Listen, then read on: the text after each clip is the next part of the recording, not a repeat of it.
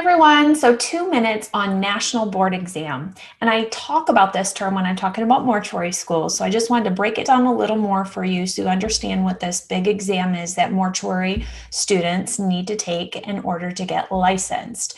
So it's used by the regulatory licensing boards in each state to determine who is ready to take their state boards and who is not. So the exam consists of 170 questions in an art section and 170 questions in a science section.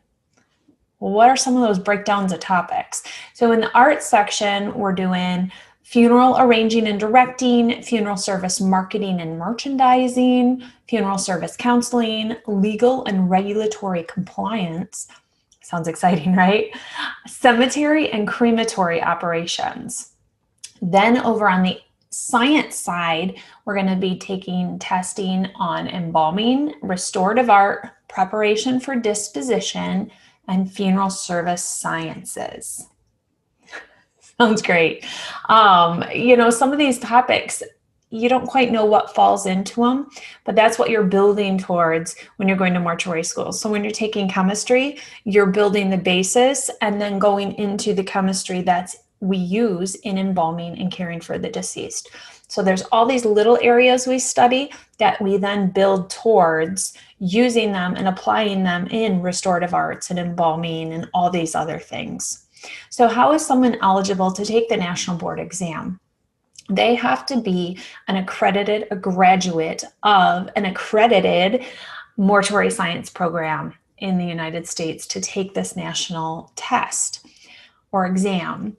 So either you have all of your credentials from the school, but you have to have something from the program director saying that you are a legit graduate.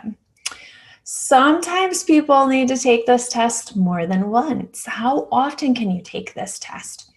You can take it up to 3 times a year. And yes, it does take some people multiple tries to pass some of these tests, either one or the other part.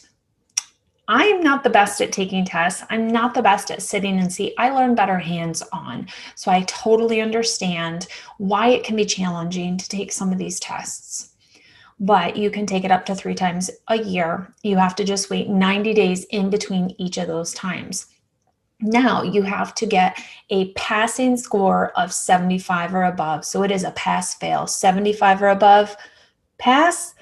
74 below, fail.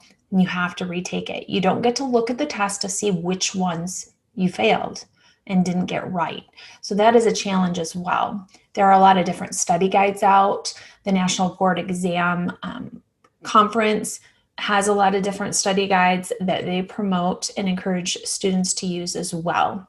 There is a $285 fee for each section of the exam that the student must pay. Now, some schools include this in their tuition that they take in, so that is included in what you've already paid. So make sure you check into whether you truly have to pay it out yourself or whether it's included already in your curriculum. Got to learn to say that word first. So this is a little bit on the National Board Exam for those of you who are mortuary science students and those of you who just want to know a little bit more about what it takes to become a mortician. Bye.